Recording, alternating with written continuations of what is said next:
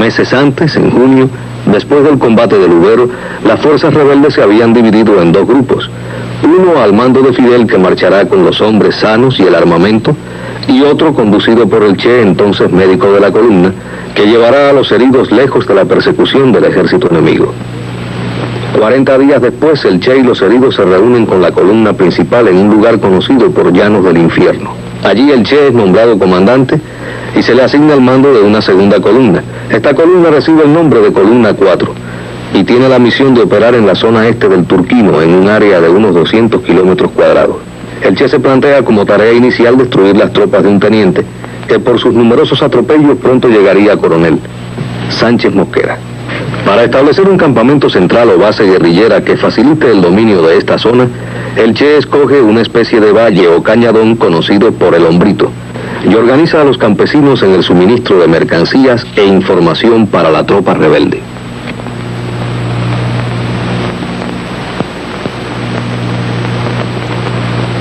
Che era un hombre solo verde, delgado, no estaba tan alto,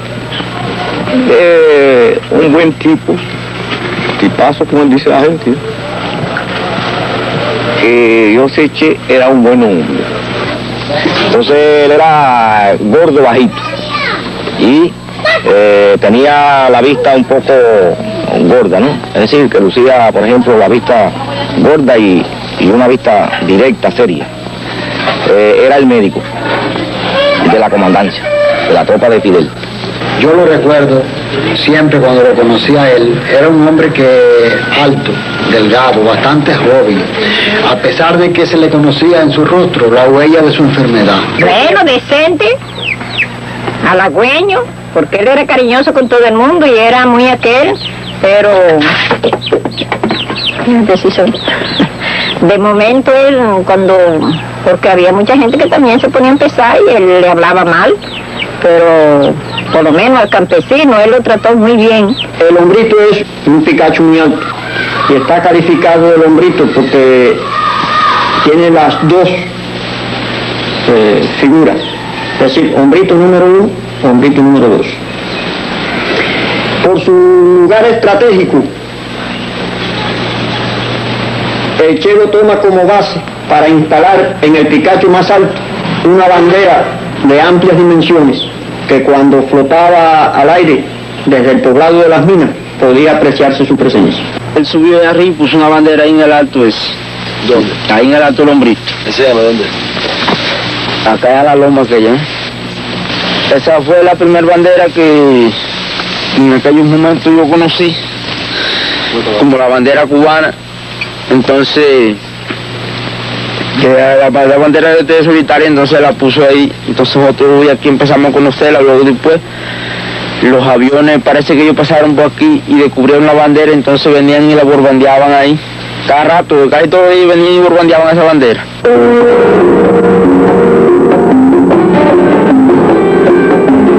A finales de noviembre, el Che recibe información de que Sánchez Mosquera se encuentra con una tropa por la zona de Monteverde. Inmediatamente decide ir a su encuentro. También da instrucciones a Camilo y a Ciro Redondo para que con otro grupo de combatientes y en otra dirección haga contacto con las fuerzas enemigas.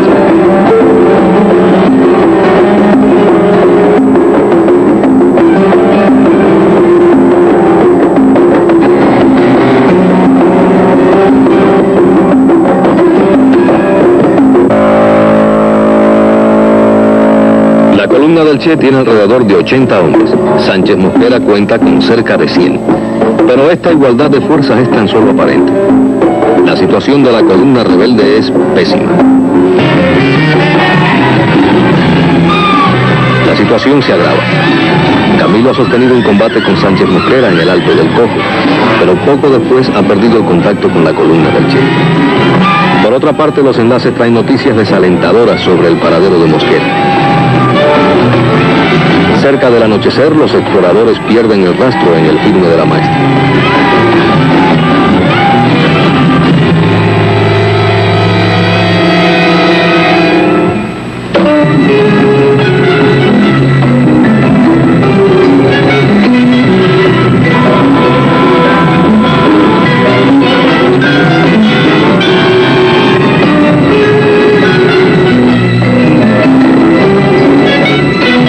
llega a Mar Verde y decide acampar allí. La columna descansa aquella noche después del largo y fatigoso trayecto que han recorrido. Los rebeldes piensan que a Mosquera se lo ha tragado la sierra.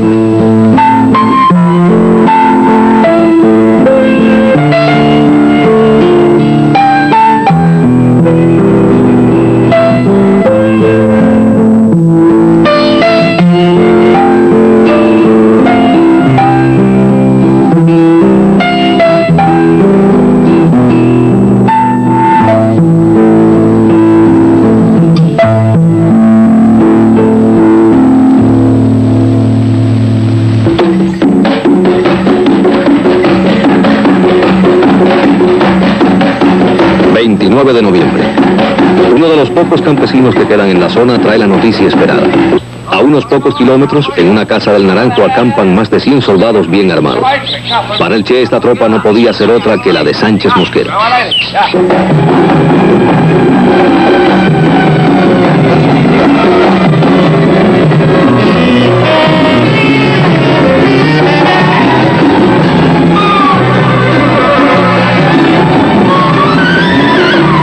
El enemigo tiene dos caminos posibles para escapar. Uno muy difícil, subiendo la nevada para caer en el camino de Minas de Bueycito. El otro, siguiendo el curso del río La Mula rumbo a Ocugal, al pie del Turquí. Yo soy un campesino de aquí de Mar Verde. Y cuando la guerra vivía aquí y vine a trabajar aquí con un hombre que había aquí en esta finca. En el momento que llegó el ejército de Sánchez Mosquera. Entonces, vaya, me cogieron preso aquí. Yo estuve preso ahí con ellos largo tiempo, casi todo un día. Entonces ellos después me dijo Sánchez Mosquera, después que me dijo todo lo que le pareció, me dijo que no fuera, pero que me iba a buscar a mi casa. Yo cogí la brosa, ¿verdad?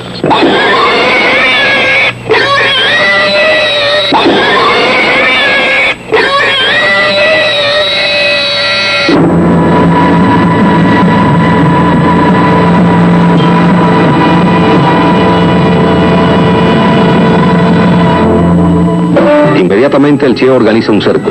Al norte, por la nevada y justamente sobre el enemigo, coloca a la reserva del Hombrito, junto con Camilo y Ciro, gracias a que se ha hecho contacto con ellos. Por el este envía a Raúl Castro Mercader y por el oeste a los tenientes Noda y Vilo Acuña. El Che, con una pequeña escuadra, completa el cerco por el sur, cerrando al enemigo la salida al mar. En las primeras horas de la mañana, ya completó el cerco, se da la orden de no disparar hasta una señal convenida.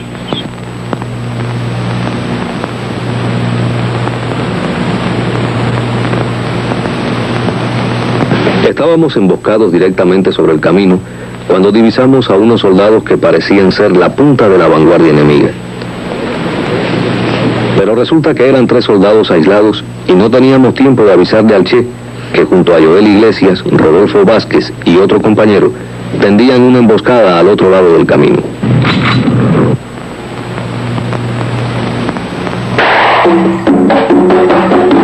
Cuando los soldados escapan, el Che le dice a Joel: coge 2 o 3 compañeros y persíguelo, y eso tiene que ser como un reloj.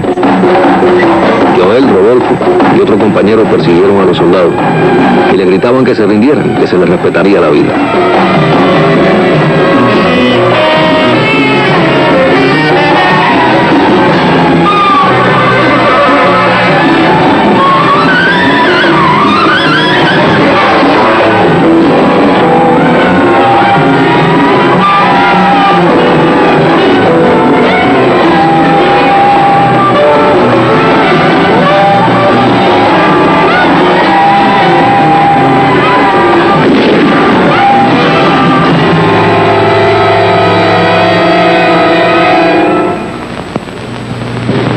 Joel, los otros compañeros gritaron: Che, hirieron a Joel, Che, hirieron a Joel.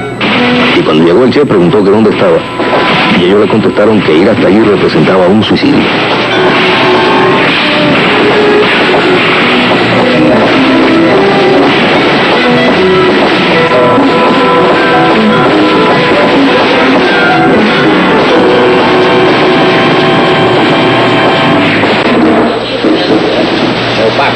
qué usted hacía aquí para ayudar a coger viejo? Bueno, yo le cocinaba y los atendía y le hice vistencia al che de caballo y a unos cuantos más.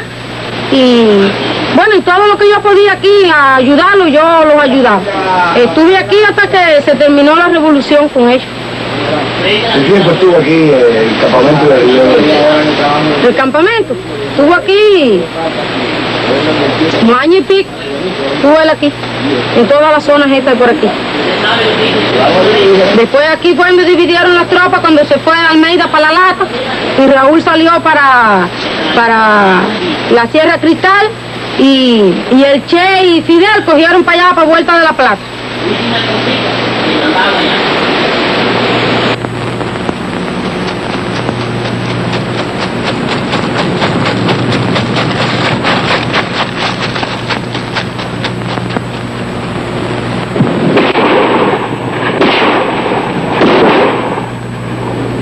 El ejército enemigo sigue avanzando más allá del Hombrito.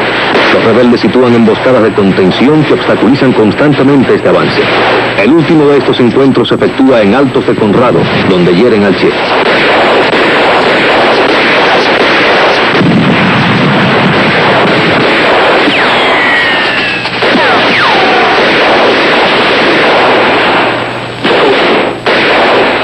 Yo fui a ponerle clea al fusil, me dieron el tiro aquí.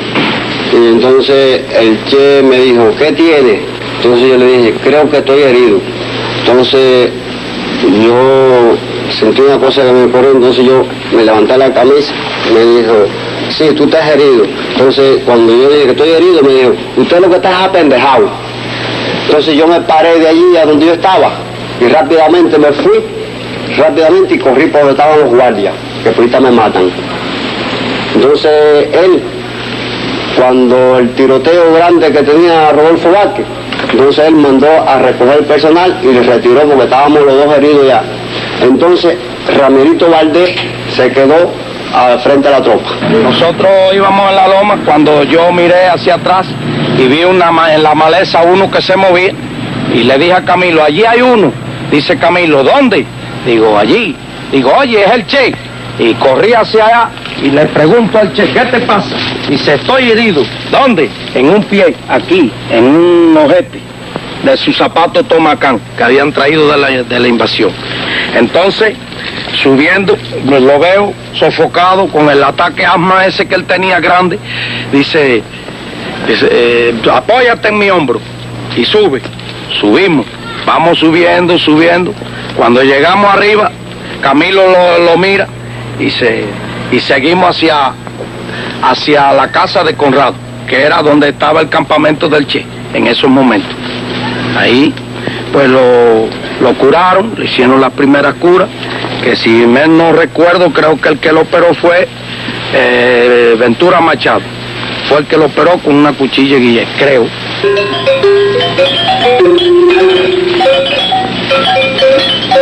Dime qué lugar es este, pues. Este es el Alto Conrado. Este es el Alto del Conrado. Aquí cerquita fue donde hirieron el Che. Entonces luego allí cuando hirieron el Che, subió para aquí.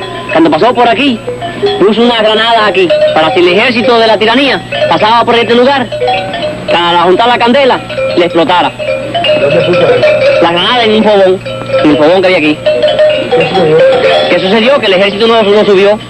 El ejército Batista no quiso subir. Y ahí donde dieron el Che, y ahí viraron para atrás.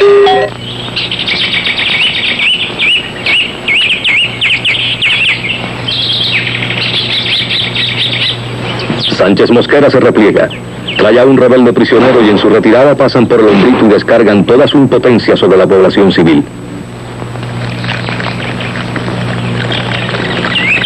Bueno, cuando Sánchez Mosquera entró aquí por la maestra esta de la finca de Lillo Matamoros, entonces bajó aquí por la calle, entonces bajó ahí por la loma esa por abajo, entonces quemó la casa de Porfirio Matamoros, que era una de las primeras casas que había aquí, entonces después bajó y quemó la tienda de Santo Matamoros, y la casa también, entonces pasó por ahí, quemó entonces la casa de Joaquín Fonseca, quemó la de Leonilo Torres, que vivía de adelante. Entonces subió, entonces quemó la de Juan Solo, luego entonces subieron por el firme, entonces a quemar la casa de Ramón Castellano, que estaba allá arriba en el alto. Y entonces desde la casa de Ramón Castellano vieron la casa de nosotros. Nosotros no la pudieron ver porque como estaba mezclado, la de arriba del alto la vieron, pero cuando bajaron abajo no la vieron. ¿De quién era la casa esa? La casa era de Chana, de Pusiana, de Chana, mi mamá. Que me dijo a mí, Chana, por aquí van a pasar quemando, pero tu casa no la van a quemar. Porque yo dije, sí, la verdad es esa, que aquí no van a encender porque usted me dice eso. Y es verdad que no encendieron. Ese mismo día andaba viendo las candelas que habían dado, que mi casa había quedado bien, que no me la habían quemado. Pero cuando estaban encendiendo la casa, nosotros estábamos en el monte. Y nosotros decíamos, ay, mi madre, que nos van a quemar las casas. Y todo lo mío estaba guardado ahí. Cuando el campesino Polo se entera de que al Che lo han herido, va donde su mujer, Juana, para pedirle que abandone inmediatamente la mesa con los niños, pues la situación es en extremo peligrosa.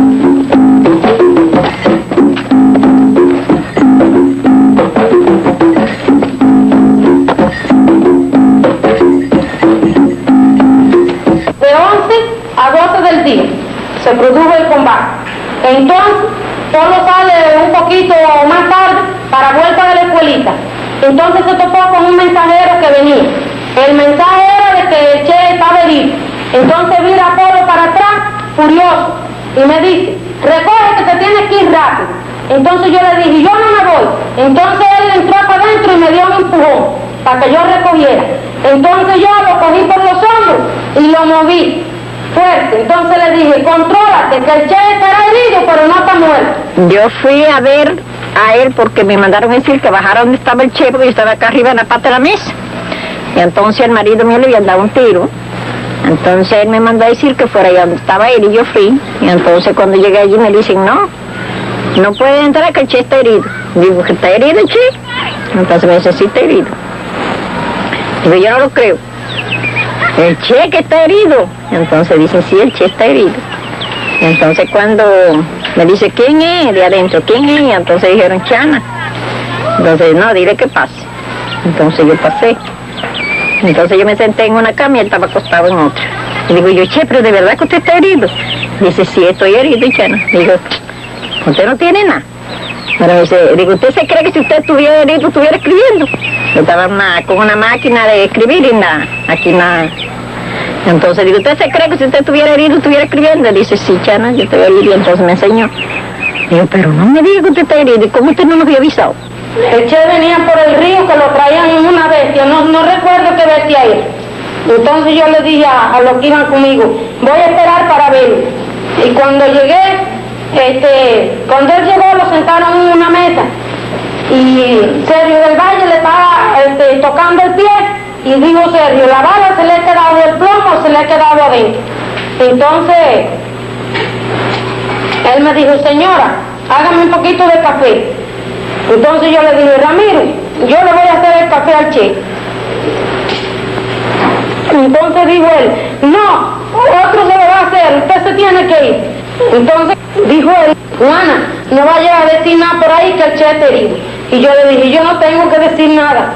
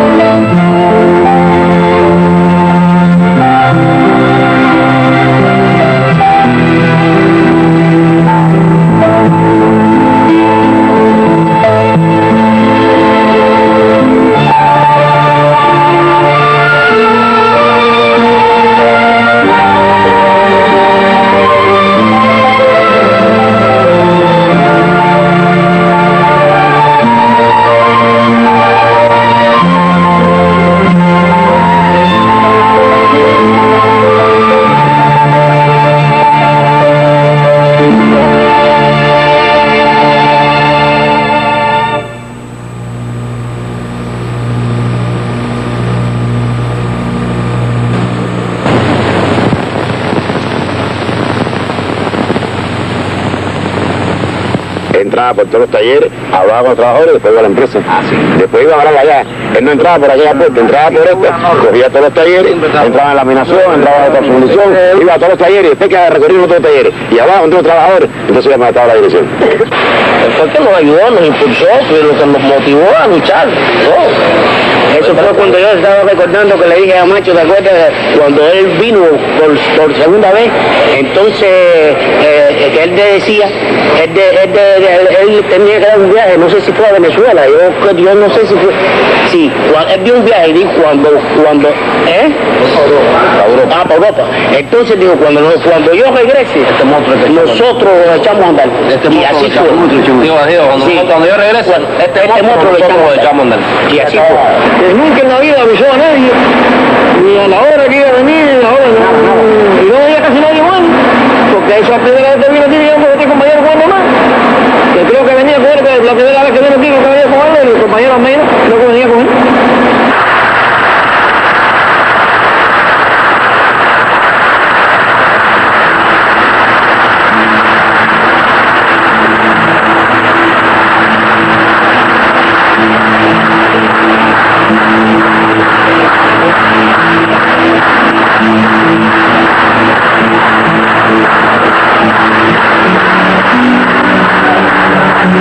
Compañeros todos.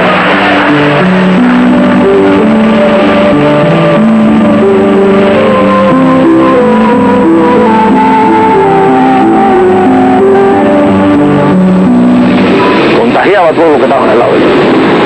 Con la facilidad que hablaba, que se compenetraba con los compañeros. Para él no, y otra cosa, para él no había nada difícil. Sí, le decía, no, esto, vamos a hacer esto, vamos a hacer esto. Bueno, ahora vamos a ir con el equipo de tal lado, vamos. Y eso era lo más rápido. Todos le decían comandante, todos le decían che, él le tiraba el brazo por arriba, allá se compenetraba con los trabajadores, como si él fuera uno más de ellos. Allá eso fue una de las cosas que más nos impresionó a nosotros con el Che. Hay quien se ve cohibido de hablarle por su nivel. Él tenía palabras sencillas para todo el mundo y se hacía comprender bien, pues, muy simple que fue, muy sencillo fue el trabajo. Cuando aquel hombre estuvimos de frente mirándolo, porque él miraba mucho a la cara de la gente, como todo hombre que habla con la verdad y la sinceridad, no hacia los botones de la camisa, sino hacia los ojos de los hombres. Aquel hombre cuando miraba impresionaba, sinceramente. La revolución me hizo acostumbrarme a muchas cosas, y una cosa que me acostumbró fue eso, que un líder de revolución es un compañero del pueblo. Cuando aquello ninguno, nosotros teníamos ni sexto grado, ninguno. Y como hizo énfasis él en que todos nosotros fuéramos a la escuela y aprendiéramos un poquito más de lo que sabíamos. Porque la revolución era para todos y la puerta era grande y todo el mundo cabíamos por ella. Ahora hay una consigna que es la lucha por el sexto grado. Pero recuérdenlo bien, que dentro de unos años, no vamos a decir qué año, pero dentro de unos años, el que tenga sexto grado, nada más, será analfabeto.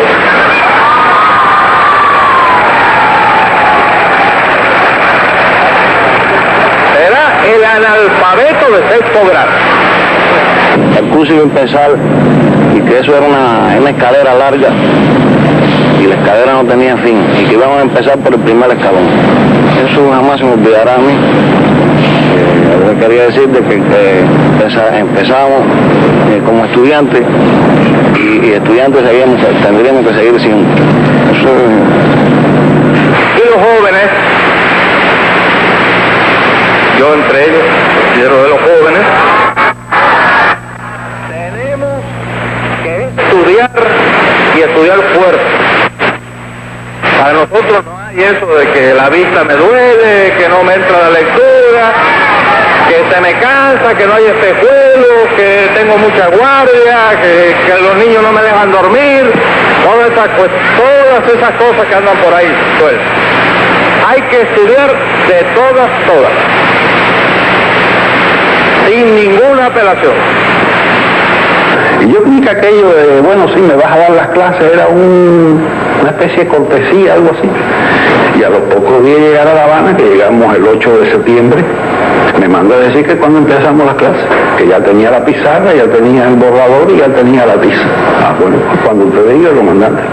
Bueno, pues ven mañana por aquí. Él estaba en el INRA entonces, jefe de industrialización del INRA. Y empezamos allí las clases. Y ahí duraron. Cuando él pasó al banco era más fácil, pues yo estaba en el banco con él también, así que era más fácil darle clase. Y después cuando él salió para industria seguimos la clase. Hasta un momento en que yo le dije, mira, ya yo te he dado todo lo que yo sé. Ya yo no sé más nada, no tengo más nada que dar. Fueron 5 años, ¿eh?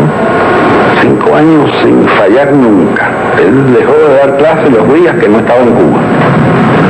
El día que le dije que ya yo no tenía más nada que darle, me dice, bueno, dame programación lineal. Digo, no, yo nunca he dado clase de eso. He leído algo sobre eso. Dice, ¿por qué no la estudiamos juntos? Digo, bueno, vamos a estudiarla juntos. Terminábamos, sentábamos en la esquina de esta escalinata. Entonces siempre con él venía un compañero que tocaba el acordeón, ¿no? Y siempre le pedía alguna pieza de las que más le gustara a él. Y entonces compartíamos un ratico ahí, amigablemente, todo el mundo sentado en una esquina ahí, él le pedía algunos números. Él es, si no recuerdo, creo que él es colombiano o algo de eso, no sé el nombre de él. A raíz del triunfo de la revolución que vino mucho a Cuba, que cantaba Cuba sí, Cuba sí, Cuba sí. Ese siempre venía, todos los sábados venía, que esa es la anécdota que está contando por Comandante, yo quisiera hacer una pregunta acerca del problema de la música y de su país, del nuestro. Y entonces, usted dirá, hombre, digo, comandante, usted no sabe cantar tango. Dice, mira, mi chico, hace una pausa así, una cosa, vaya, eso era normal en él, hace una pausa para contestarme y me dice, chico, te voy a decir una cosa, yo soy argentino de nacimiento, pero yo del tango no sé ni una papa. Mira, te voy a contar una anécdota que me pasó en mi juventud. Yo una vez me puse a bailar un tango en mi juventud, y cuando terminé no sabía si aquello era un paso doble, o una samba, o qué cosa era aquello. Yo no sé bailar tango. La primera vez que él vino aquí a cortar caña, cuando él empezó a cortar caña manual, ese día cayó un agua muy grande, y él salió para el corte. El corte estaba en esos campos de ahí. Él salió para allí, pero al poco tiempo de estar cortando empezó el agua grande. Entonces los jipes que se habían quedado aquí, que se iba a pie para el corte, salieron para allá con ideas de cubrirlo, para que no se mojara. Pero él, cuando los jipes llegaron donde estaba él lo que hizo fue quitarse la camisa, tirarla para dentro del jeep y seguir cortando caña. Entonces los compañeros que iban en los jipes, manejando los jipes, tuvieron que hacer lo que hizo, quitarse la camisa y bajarse abajo a cortar caña también. Eso fue la primera tarde que él vino aquí, y era agua y trueno, no era agua liviana, no, aguaceros.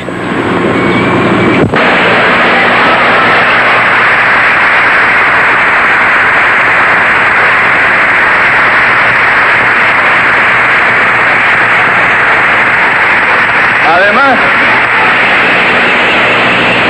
me dio mucha satisfacción el ver que el compañero Arnett es de la misma calaña mía, de aquellos que les duele soltar un centavo, pero terriblemente.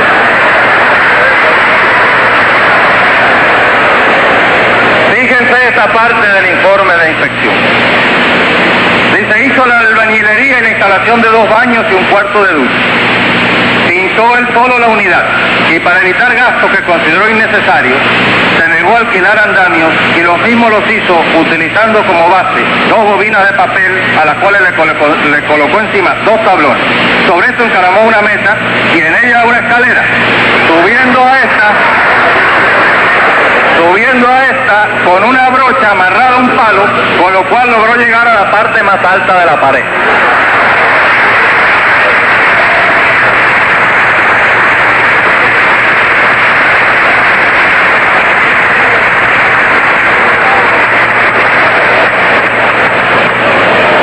Y así es toda la historia de las 1600 horas que hizo el compañero Arnett. De ninguna manera, cuando él habló eso, por lo menos la gente del área que estamos en la seguridad industrial, no aprobamos eso, porque nosotros estábamos en la base, manteniendo una política de todas las medidas de seguridad había que tomar. Ya está grabando. Y entonces cuando él le da un premio a ese obrero por hacer la barbaridad esa de treparse en una escalera y poner por allá un andamio y una silla, todo eso, contradecía lo que nosotros estábamos en la base diciendo, propugnando. Pero él decía con justificada razón que él no estaba exaltando ahí las violaciones que hizo ese hombre, sino la actitud de ese hombre, de correr el riesgo de su vida para hacer una obra de beneficio social. Esa era la cosa que él, por eso él resaltó eso.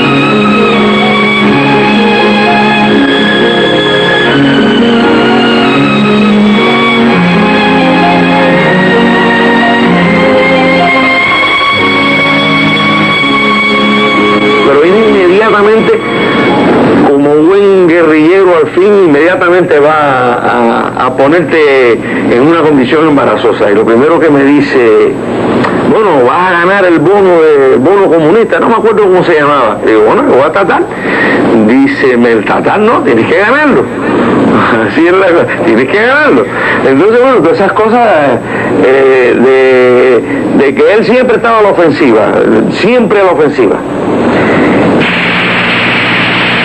Y solamente un solo mes en la historia del Ministerio de Industria, el Ministerio completo ha cumplido su plan de producción al 100%.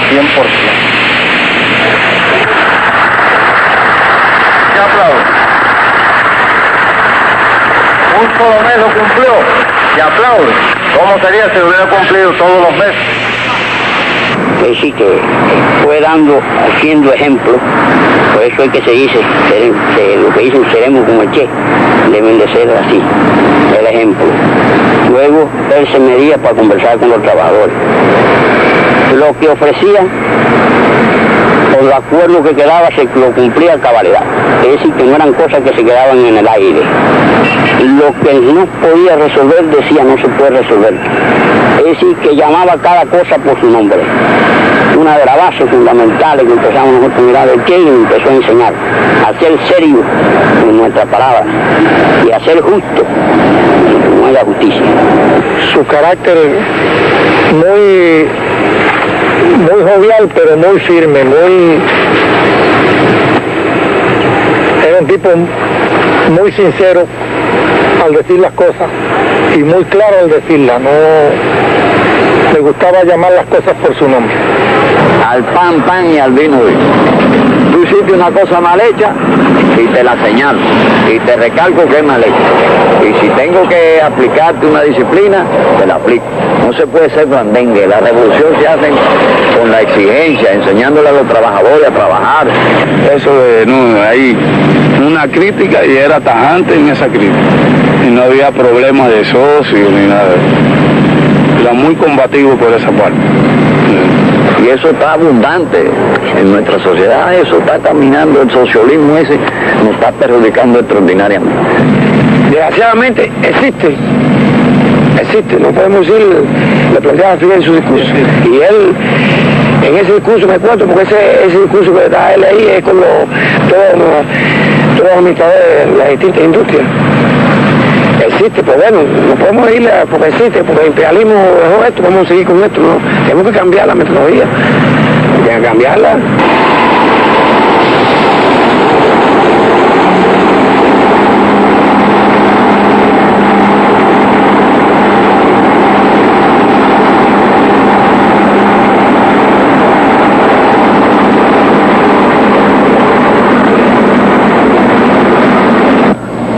Manera demoledora en la crítica después de cuestiones que él creía que eran problemas de principio que había que dejar sentado, era durísimo, pero muy duro.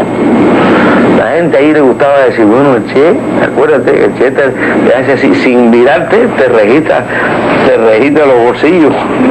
Él era exigente, pero nosotros pensamos hoy que era exigente. Y yo digo que era bueno esa exigencia, porque es como tiene que ser. Porque exigía lo que tenía que exigir. No exigía nada que no se pudiera, lo que había que cumplir. Actualmente se está machacando eso. En el Congreso yo estaba visto que se está machacando eso. El otro día vi una comparecencia del compañero Fidel ahí y yo decía, me acordaba mucho de Che, cuando él decía de los zapatos ortopédicos y las camisas de los trabajadores y los modelos, todo eso decía Concho, ¿verdad? Lástima que se haya desaparecido el compañero Che, porque estoy de acuerdo con eso. Se puede hacer mejor, hay que tratar de hacerlo mejor. De verdad, nosotros, era lo que decía ahorita, nos falta un poco de espíritu y de exigencia, de verdad, que no vemos que hay exigencia por parte de muchos compañeros que dirigen. No hay una exigencia de verdad para poder obtener lo que él quería. Nosotros tenemos que ser más exigentes, y exigentes con nosotros mismos, no como obreros, sino como dirigentes y como todo.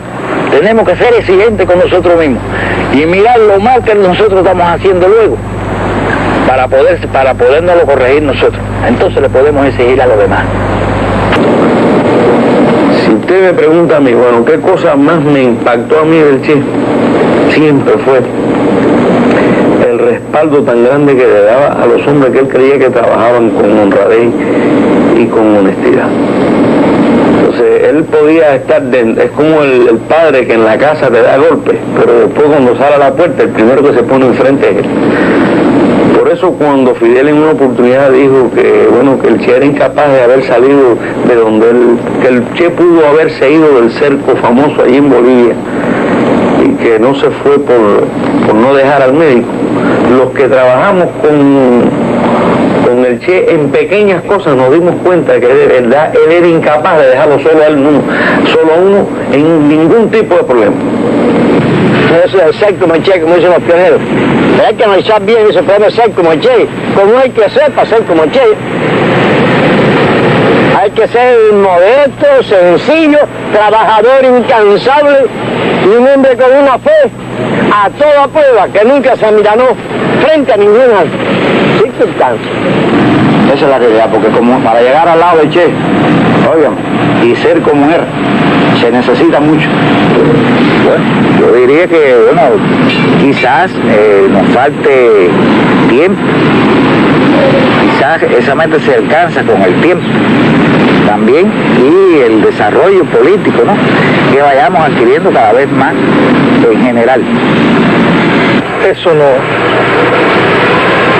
Lucharemos para ser como el Che, pero como el Che, como Fidel, como Camilo, como esa gente, eso es muy difícil.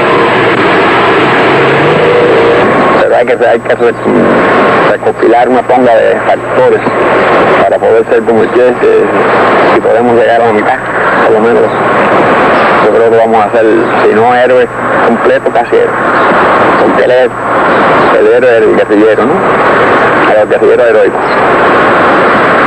Yo espero que las consignas son consignas, pero ya aquí en este país hay mucha gente que están con la consigna, pero ya están marchando al camino de, si no es ser completo, porque es un poco duro, pero aproximarse.